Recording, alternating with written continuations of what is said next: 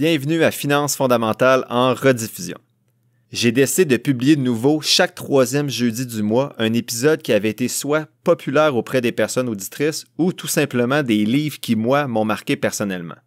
Pourquoi faire ça? Je souhaitais faire découvrir ces épisodes-là aux nouvelles personnes auditrices qui n'ont peut-être pas eu la chance de les écouter parce qu'ils n'ont pas déroulé leur menu jusqu'à la fin des premiers épisodes, ou permettre aux gens qui l'ont déjà écouté voilà un petit bout de réviser les concepts qui étaient véhiculés dans ces livres-là. Si vous avez déjà écouté cet épisode-là et que vous n'êtes pas intéressé de le réécouter, je vous invite tout simplement à écouter l'épisode qui sera publié mardi prochain, comme d'habitude. Soyez prudents, il y a peut-être certaines informations qui sont véhiculées dans cet épisode-là qui sont plus à jour maintenant, donc faites preuve de jugement. Sur ce, bonne écoute! On commence avec deux questions de mes amis très proches qui m'ont été posées il y a quelques semaines.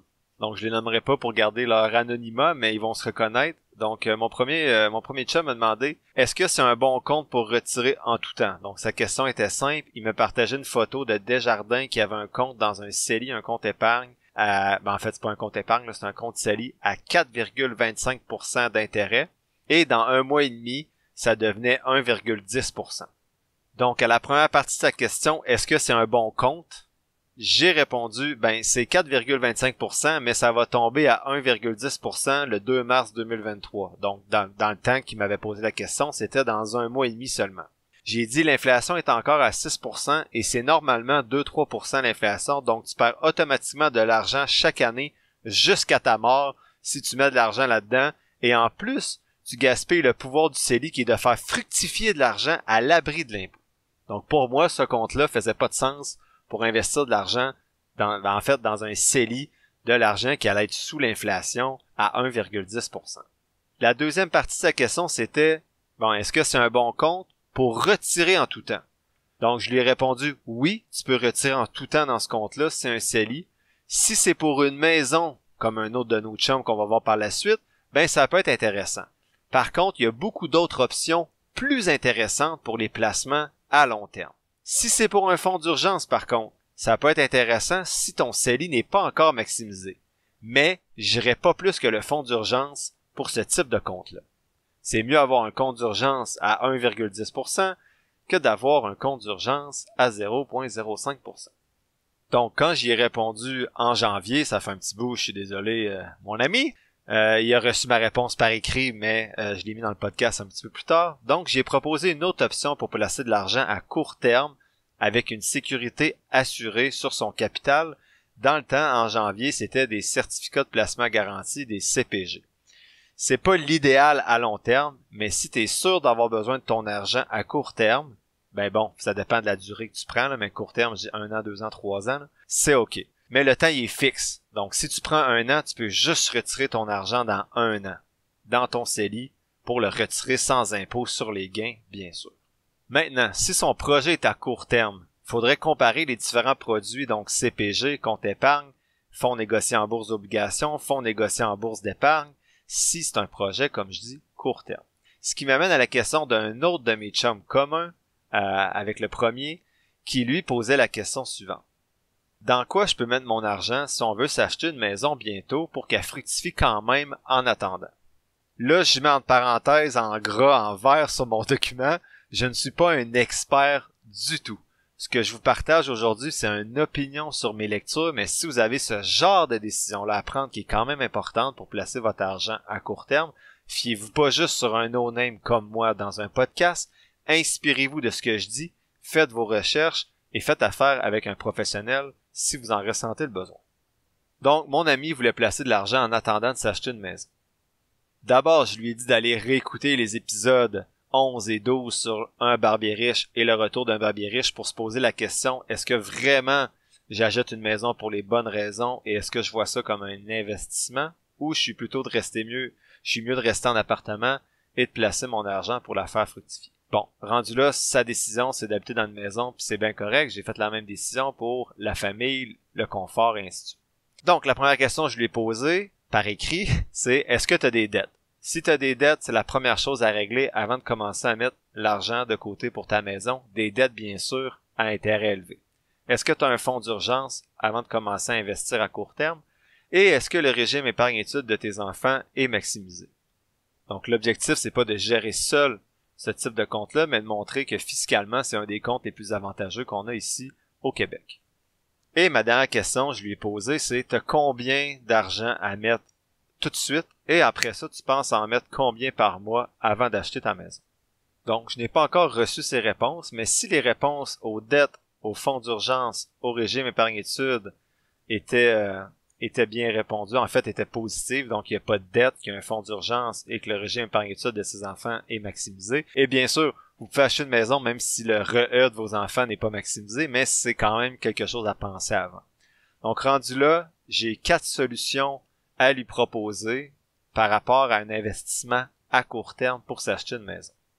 La première solution possible, c'est le compte épargne. Donc, après avoir mis le fonds d'urgence de côté pour la maison, on peut magasiner dans un comparateur de compte épargne pour trouver quel est le compte épargne qui me permet de ne pas perdre mon capital, d'y avoir accès n'importe quand si je trouve une maison à mon goût, et d'aller au-delà peut-être d'un 0,05%. Il y a certains comptes épargne qui montaient presque à 1,5% là, quand j'ai vérifié en janvier.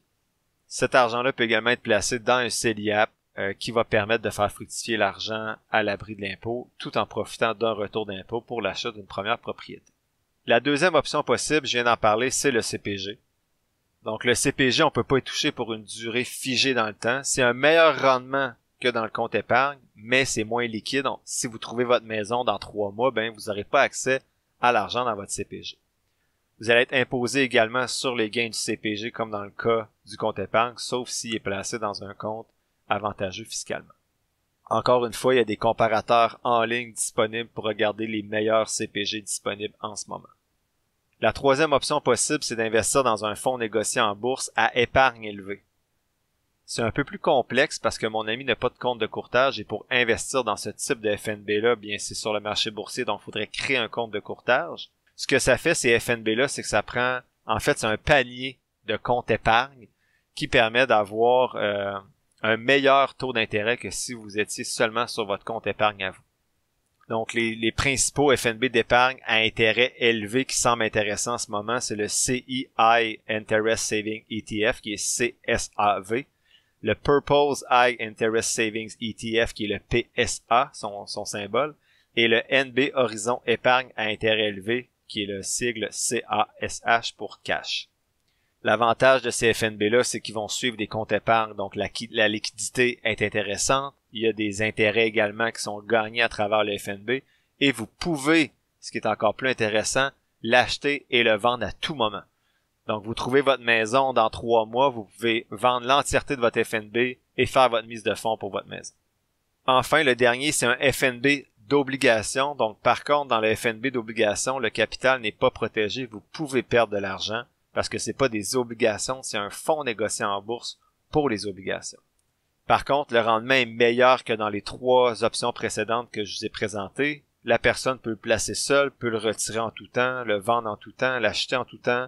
Ça peut être placé dans un CELIAP, un CELI, un REER, et ainsi de suite. C'est plus complexe un petit peu, mais il existe ce type d'outil-là, par exemple, avec Vanguard. Il y a plusieurs podcasts que j'ai écoutés dernièrement qui disaient qu'on est peut-être dans un moment, pas historique, là, mais un moment intéressant pour avoir des obligations à cause des taux d'intérêt. Donc, si j'avais une suggestion à faire à cet ami-là, et c'est pas un conseil, c'est ce que moi je ferais dans sa situation, donc je lève le drapeau rouge, ne faites pas ce que je dis là, prenez-le et réfléchissez, j'investirais 50% de mon capital dans les options 3 et 4, soit 2 types de FNB, un à épargne élevée et un avec un FNB plus obligataire. Ce que ça permettrait de faire, c'est de protéger de façon assez importante le capital pour ne pas perdre de l'argent, tout en conservant un rendement plus intéressant que dans des comptes épargne, et également d'avoir accès à cet argent-là en tout temps si on trouve la maison de nos rêves et qu'on veut faire une mise de fonds. Donc, j'espère, mes 2 amis, que tout ça vous aurait fait réfléchir, les autres auditeurs aussi si vous êtes dans des situations similaires, mais c'est vraiment pas une question évidente parce que investir à court terme et protéger le capital, c'est sûr que ces 2 questions-là, ces deux intentions-là vont diminuer les rendements possibles parce qu'on peut pas prendre de risques. Moi, c'est les 4 options qui me viennent en tête. Je suis pas un expert. S'il y en a qui ont d'autres idées, je vous invite à m'écrire à financefondamentale@gmail.com ou sur le Messenger de Finances fondamentales pour me présenter ces autres options-là et je pourrai y revenir dans des épisodes futurs. Donc maintenant, pour le segment synthèse du livre aujourd'hui, je vous fais la synthèse du livre Investing for Dummies écrit par Eric Tyson et publié en 2020. Donc aujourd'hui, on continue avec les livres que j'ai lus qui commençaient à me permettre de comprendre comment investir de façon autonome. Ce livre-là permet d'explorer les différents choix d'investissement possibles, de peser les risques et les retours et de mettre de l'ordre dans votre vie financière. Le livre présente 4 types d'investissements, soit les actions, les obligations, l'immobilier et l'entreprise. Quand j'ai lu le livre, j'ai seulement gardé les informations sur les actions et les obligations. À cette époque-là, je n'étais pas nécessairement intéressé par l'immobilier et l'entrepreneuriat, donc j'ai seulement des traces sur les 2 premiers types, soit actions et obligations. Mais si les 2 autres types d'investissements vous intéressent, c'est un livre qui est super bien structuré pour aller chercher les informations de base sur ces 4 types d'investissements-là.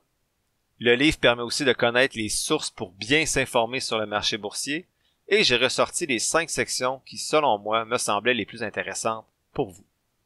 D'abord, la première partie du livre qui est Getting Started with Investment, donc débuter avec l'investissement. Ici, on vous présente les différentes possibilités d'investissement. J'en nomme quelques-unes pour vous, mais celle que moi je privilégie en ce moment dans ma vie, c'est celle discutée le plus souvent dans le podcast, soit les actions parce que le rendement est bon et nécessite très peu de temps ou d'investissement personnel en termes de temps. Les autres mentionnés par l'auteur sont, les actions, l'immobilier, l'entrepreneuriat, des prêts entre particuliers, des prêts privés, des matériaux de base comme l'or, la crypto-monnaie, des obligations et 100 autres produits dérivés où c'est possible d'investir. Sinon, l'auteur parle du risque et du rendement, qui sont super importants dans l'investissement. Il y a plusieurs personnes qui vont regarder le rendement, donc exemple les rendements qui étaient potentiels dans la crypto-monnaie sans considérer les risques qui sont sous-jacents. Est-ce que vous prendriez 6% de rendement assuré ou 20% de rendement mais avec une chance de perte de 30%? La question est difficile à répondre à court terme. À court terme, on dirait tous 6%. Mais si on se dit, regarde, c'est sur 30 ans, puis la perte de 30%, elle va seulement arriver dans 15% des années. Là, c'est différent. On sait qu'il va y avoir de la volatilité, mais on sait qu'à long terme, notre 20% va être plus avantageux que le 6% si on est prêt à vivre avec les pertes qui sont possibles à certains moments de notre investissement. Les actions, selon l'auteur, c'est toujours risqué, mais le risque est encore plus grand de ne pas investir son argent parce que vous êtes sûr de perdre à cause de l'inflation notamment, comme on a vu à l'épisode 15. L'important, c'est d'en être conscient qu'il y a de la volatilité et de faire les choix qui respectent votre profil d'investisseur, votre profil de risque et vos objectifs financiers. Moi, j'ai toujours été peu heureux. Je suis pas quelqu'un qui prend beaucoup de risques, mais je me rends compte depuis que j'investis que je suis solide émotionnellement. Je suis pas stressé parce que j'ai développé ma littératie financière et que ma vision d'investissement est à long terme et on n'est pas différent aujourd'hui qu'au début de la bourse. Donc, l'historique montre que ça fait 100 ans qu'il y a un rendement moyen de 7-8%. Pourquoi les 100 prochaines années seraient différentes? Ça se peut que les 100 prochaines années soient différentes, on peut pas le savoir. Mais il y a toujours un risque plus grand, selon moi, à ne pas investir qu'à investir sur le marché boursier. L'auteur aborde aussi la prise de risque en affaires. Donc, certaines personnes qui voudraient se lancer une entreprise, est-ce que ça vaut la peine de lâcher complètement ton emploi actuel pour t'y consacrer à 100% ou de conserver une partie de ton revenu actuel pour développer progressivement ton entreprise et ainsi diminuer le risque si jamais l'entreprise ne fonctionne pas. C'est sûr qu'à un moment donné, il va falloir faire le saut pour t'investir à 100% dans cette entreprise-là si tu veux la faire croître, mais l'auteur met quand même des balises de dire qu'il faut faire attention au début pour peut-être pas sauter dans le vide à pieds joints. Enfin, pour les bases de l'investissement, l'auteur dit que c'est super important de faire le ménage dans sa vie financière avant d'investir, comme on le voit depuis le début du podcast. Soit de gérer ses dettes, de faire un budget, d'avoir un plan d'épargne. Donc, c'est quoi ton taux d'épargne visé? Combien tu vas investir dans chacun des comptes? Enfin, avoir des objectifs aussi. Pourquoi t'investis? Pourquoi t'épargnes? Avoir un plan d'investissement. Est-ce que tu veux être 100% passif? Dans quel fonds négocier en bourse? Est-ce que tu veux faire un virement chaque mois? Chaque semaine? Considérer la fiscalité aussi et les véhicules d'investissement possibles comme CELI, REER, REE. Et enfin, considérer tes assurances vie, assurances maladie, invalidité, et ainsi de suite. La deuxième partie du livre aborde davantage les actions, les obligations et Wall Street. L'auteur aborde notamment ce que j'ai expliqué en partie dans l'épisode 11, donc c'est quoi une action, comment les compagnies se financent avec les actions. Donc les actions, on se rappelle, c'est une part d'une compagnie qui vous permet en fait de profiter de la croissance et parfois des dividendes de celle-ci. C'est avantageux pour une compagnie parce qu'elle n'a pas besoin de rembourser quelque chose comme pour des obligations ou un prêt à la banque, mais ça dilue leur part de l'entreprise. Mais comme on le vu à l'épisode 11, si la compagnie est en croissance, tout le monde est gagnant, tant les propriétaires de l'entreprise que les actionnaires, puisque les parties de chacun valent encore plus avec le temps. Donc l'auteur explique comment on fait de l'argent avec les actions, c'est en vendant les actions comme je l'ai déjà expliqué. Si vous avez des actions aujourd'hui pour 500 000 $ et que dans 15 ans votre portefeuille vaut 2 millions, ben vous n'avez pas fait une scène pendant 15 ans. Vous allez faire 2 millions de profits quand vous allez vendre, sauf s'il y avait des dividendes que vous avez reçus pendant ces 15 années-là. L'auteur aborde les principaux indices comme le SP500, le TSX, le Nasdaq, etc. Il parle des fonds négociés en bourse et de la sélection individuelle des titres, des éléments qu'on a déjà discutés dans le podcast. L'auteur rappelle que c'est inutile d'essayer de timer le market, donc d'essayer de synchroniser le marché, de rentrer au bon moment pour acheter quand l'action est la plus basse possible. Il dit que time on the market beats timing the market, donc le temps sur le marché est beaucoup plus important que le moment où on entre sur le marché boursier. Mais je dois avouer que c'est pas facile. Quand le marché baisse toujours, que les nouvelles sont négatives comme en 2022, puis qu'on accumule de l'argent, je me disais, est-ce que je l'investis tout de suite? Est-ce que j'attends quelques mois? Mais la littérature montre que c'est toujours plus intéressant d'investir un montant fixe à intervalles réguliers, planifiés d'avance, que d'essayer de rentrer au bon moment. Plusieurs livres montrent que si tu manques quelques bonnes journées sur 10-15 ans à cause que tu attendais de rentrer au bon moment, tu perds la majorité des rendements possibles. Et en plus, ces journées-là sont super difficiles à prévoir. En fait, quasi impossibles à prévoir parce qu'il n'y a aucun signe qui annonçait les principales journées. Les principaux rendements qui ont eu lieu sur le marché boursier ont montré aucun signe qui aurait pu permettre de savoir que ça allait être ce type de journée-là. L'auteur suggère de s'inspirer des grands investisseurs, mais aussi des principaux fonds négociés en bourse pour trouver des titres intéressants. Donc, dans quoi les super investisseurs de ce monde placent leurs billes. On peut peut-être pas nécessairement placer nos billes dans les mêmes compagnies qu'eux sans réfléchir, mais au moins ça donne des pistes de compagnies peut-être intéressantes à analyser pour ceux qui ont une stratégie plus active. Ou bien vous pouvez consulter les principaux fonds négociés en bourse qui vous intéressent. Exemple, vous prenez le fonds négocié en bourse du TSX, vous allez trouver les 60 compagnies qui en font partie, puis ça va vous montrer, ben voici peut-être 60 compagnies intéressantes à analyser. Pour les super investisseurs, il y a le site Dataroma, donc D-A-T-A-R-O-M-A, qui permet à chaque trimestre de voir dans quoi les principaux investisseurs, surtout américains, ont investi leur argent. Donc moi, souvent, je vais sur ce site-là, je prends les 4-5 compagnies des principales catégories, je les mets sur ma liste d'analyse et souvent, je regarde ces analyses-là puis il n'y en a pas nécessairement qui me semblent intéressantes, mais parfois, il y en a une ou deux qui disent « Oh, ok, si eux ont investi là-dedans et en plus, ça sort quand même fort dans ma stratégie, ça peut être intéressant de la mettre sur ma liste de surveillance. » L'auteur mentionne que les obligations peuvent être intéressantes parce que l'argent rentre dans le compte, donc c'est toujours un sentiment agréable de se connecter à son compte de courtage et de voir qu'il y a de l'argent qui est apparu, un peu comme pour les dividendes.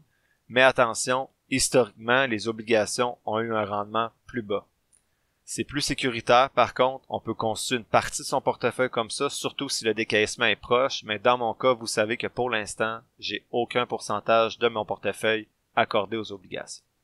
Le troisième élément que je souhaitais aborder avec vous du livre, c'est s'instruire avec de bonnes sources.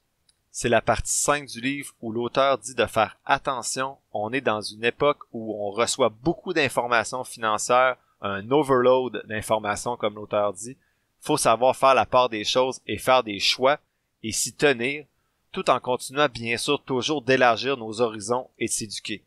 C'est pas de choisir une stratégie puis de la défendre mordicus puis de pas avoir d'ouverture sur ce que les autres font, mais c'est quand même de laisser passer des choses pour pas changer sa stratégie à chaque semaine après avoir parlé avec un ami ou avoir écouté un podcast. L'auteur dit que les livres c'est mieux parce que c'est moins sensationnaliste que les nouvelles ou YouTube par exemple. Sinon, il y a aussi les podcasts, mais toujours à consommer avec un esprit critique.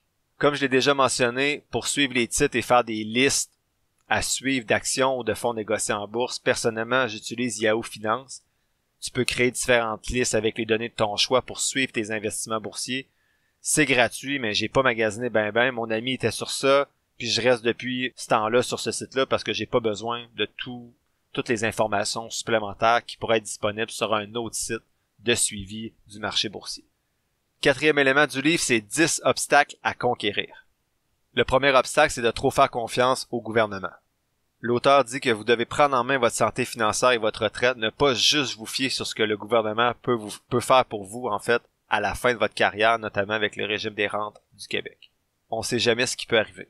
Deuxième obstacle, c'est de se laisser emporter par l'euphorie, donc de devenir greedy, de toujours vouloir gagner plus. C'est ça qui nous amène parfois à prendre des risques sur le marché boursier pour battre le marché. Être trop confiant, c'est le troisième obstacle, donc toujours se remettre en question. Des fois qu'on est trop confiant, au lieu d'avoir un esprit ouvert, comme j'ai mentionné précédemment, pour améliorer notre stratégie, on est plutôt dans une position, on essaie de défendre notre stratégie puis montrer qu'elle est meilleure que celle des autres, alors que l'objectif, c'est pas de gagner, c'est juste de faire des rendements. Quatrième obstacle, c'est d'abandonner quand tout semble perdu, donc de vendre ses actions parce qu'on panique à cause qu'on a perdu 40% de la valeur de son portefeuille. Vous allez parfois perdre des milliers de dollars peut-être en une journée, dans 10-15 ans. Vous allez faire quoi? Cinquième obstacle, c'est refuser d'accepter une perte.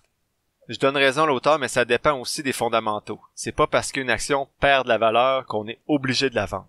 Si les fondamentaux sont encore solides, peut-être qu'on peut même en racheter, mais si vous jugez que c'est une mauvaise décision, les fondamentaux répondent plus à ce qu'ils répondaient quand vous avez fait l'analyse, ben vous devez sortir de votre position. Ce que j'ai toujours eu et que j'ai encore parfois de la difficulté à faire. Sixième obstacle, c'est de passer trop de temps à analyser ses placements. Je dois avouer que j'ai été très coupable de ça quand j'ai commencé. En fait, quand j'ai eu la piqûre de l'investissement, je devais passer 30 heures par semaine les soirs à regarder ça.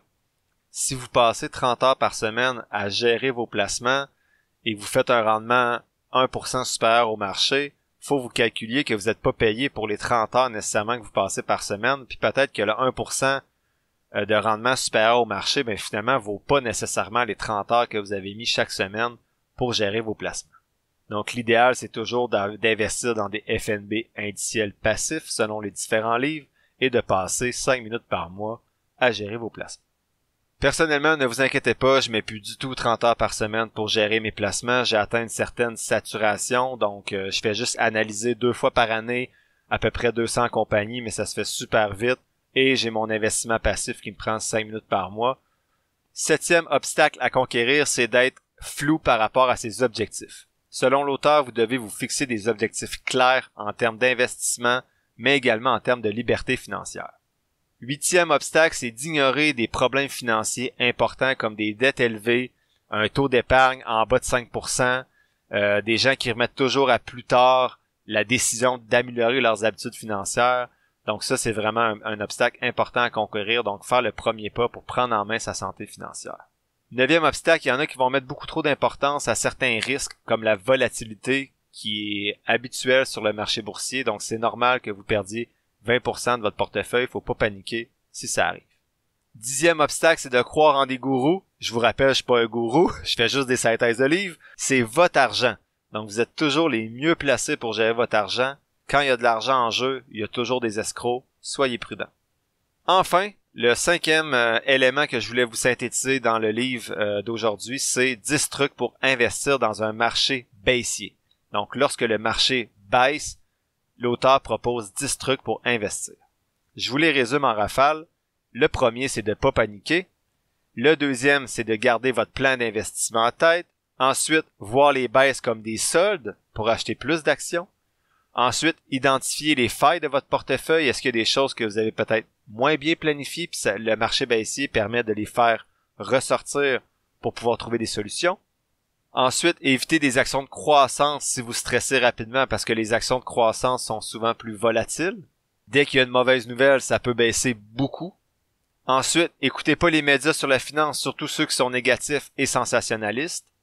Ignorez les pertes pour avoir une vue d'ensemble sur le pourcentage. Donc, c'est de pas vous concentrer, exemple, sur votre Facebook qui a perdu 40% l'année passée, mais plutôt de voir, finalement, mon portefeuille a fait moins 12%, ce qui est même un petit peu meilleur que le rendement du marché. Donc vraiment de pas juste focusser sur votre action qui a perdu beaucoup pour commencer à paniquer puis à vendre. Voyez l'ensemble du rendement de votre portefeuille. Bien sûr, ça ne veut pas dire d'ignorer totalement le fait que vous avez peut-être des mauvaises actions dans votre portefeuille, mais de pas juste paniquer à cause que certaines actions font moins bien que le marché. Ne pas penser que vous devez venir d'une famille riche pour être un investisseur qui connaît du succès. Tout le monde peut connaître du succès en bourse, suffit d'être patient, investir à long terme et gérer ses émotions. Mais ça, c'est pas facile, mais c'est pas plus facile si votre famille est riche ou si vous venez d'un milieu plus modeste. Ensuite, un truc important à comprendre le fonctionnement des marchés financiers.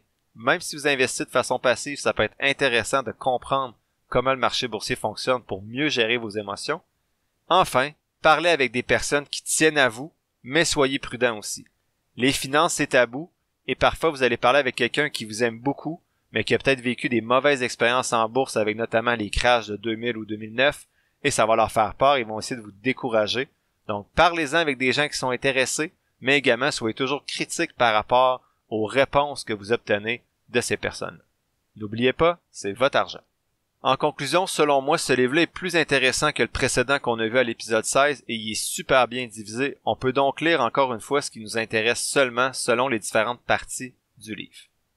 Je le suggère pour ceux qui veulent commencer à investir parce que moi, ça m'a beaucoup aidé à continuer à éliminer le brouillard et les jargons financiers qu'il y avait autour des étapes pour investir de façon autonome. Après ce livre-là, je me sentais à l'aise de commencer à voir comment acheter une action pour vrai, mais je devais maintenant trouver comment choisir la bonne action dans laquelle investir. Ce livre-là permet pas de répondre à cette question-là, mais on va le voir dans les prochains épisodes. J'ai vu que pour le même livre, il y avait une version qui existait qui est spécifique au Québec. Je l'ai pas lu parce que les contenus me semblaient très similaires une fois que j'avais déjà lu le premier, mais peut-être que ça peut être plus intéressant pour vous de prendre cette version-là. L'épisode tire à sa fin, j'espère que tu l'as apprécié et merci d'avoir passé un peu de temps avec moi aujourd'hui. Si tu apprécies le podcast, il y a 3 choses gratis que tu peux faire pour m'aider. 1. Partager le podcast sur tes réseaux sociaux. 2. T'abonner, suivre ou donner quelques étoiles au podcast selon la plateforme sur laquelle tu m'écoutes. Et 3. Me suivre sur la page Facebook du podcast. Si tu veux me soutenir davantage, tu peux t'abonner pour $3,99 par mois au podcast et ainsi avoir accès à un épisode spécial supplémentaire chaque mois, en plus d'avoir accès à mon outil d'analyse. Toutes les informations pour me soutenir sont quelque part dans la description de l'épisode. Sinon, oublie pas que je suis pas un expert, prends jamais ce que je dis pour du cash, fais toujours tes propres recherches. Sur ce, merci encore pour ton écoute et on se voit dans le prochain épisode de Finances fondamentales.